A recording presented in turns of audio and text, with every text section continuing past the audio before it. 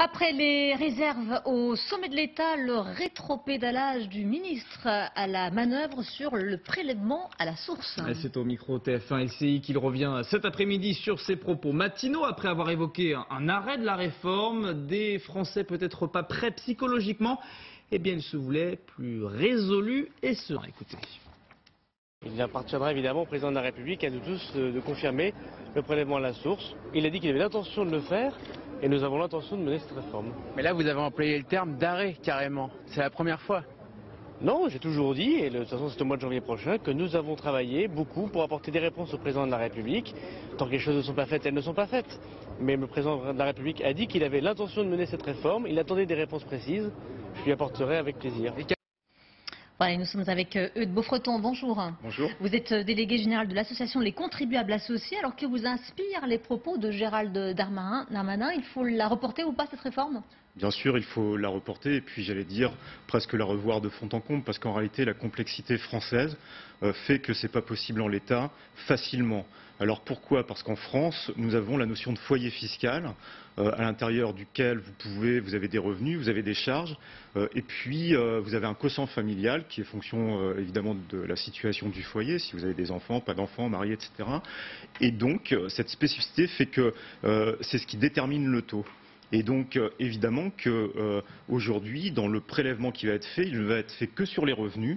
Et donc, vos déductions interviendront a posteriori, à partir du mois de septembre, nous dit le gouvernement. Ça veut dire quoi, clairement? Ça veut dire que les Français vont avancer aujourd'hui plus de 5 milliards d'euros, enfin peut-être même beaucoup plus, parce que les chiffres ne sont pas tout à fait précis, mais 5 milliards, c'est un minimum de ces déductions qui sont possibles, qui ne vont pas être faites dès le départ. D'ailleurs, chacun qui a reçu sa feuille d'impôt a vu un taux qui est pour le moment, lorsque vous avez des charges, supérieures à ce qu'il sera à l'arrivée. Ça veut dire quoi quand même avec cette notion de foyer fiscal? C'est que de toute façon on continuera, les Français continueront à déclarer, donc on reste dans un système déclaratif. Et cette gestion-là du gouvernement, ces déclarations qui peuvent se contredire, est-ce que ça angoisse encore plus les contribuables, les Français aujourd'hui?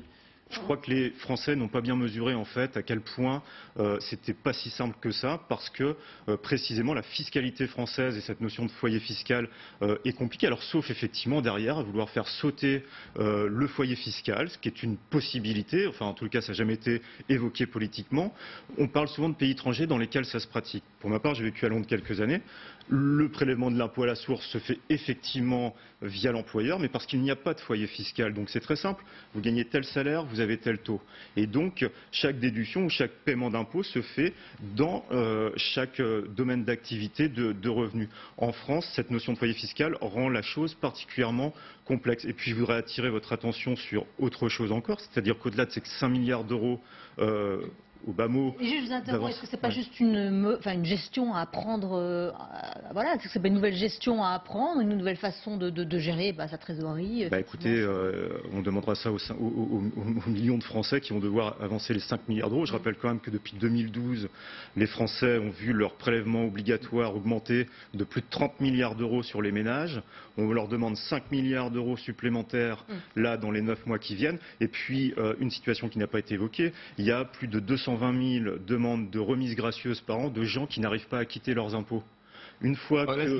C'est plus la question, le propos du jour. C'est-à-dire comment ça va se passer? C'est-à-dire qu'on aura d'abord prélevé à ces gens-là l'impôt, et puis quand ils ne pourront pas payer leur loyer ou leur plein de courses, ils seront dans des difficultés. Donc 220 000 foyers, c'est précariser 220 000 situations familiales. Et le ministre, en tout cas, promet de nouvelles réponses dès mardi. Il s'entretiendra avec le président.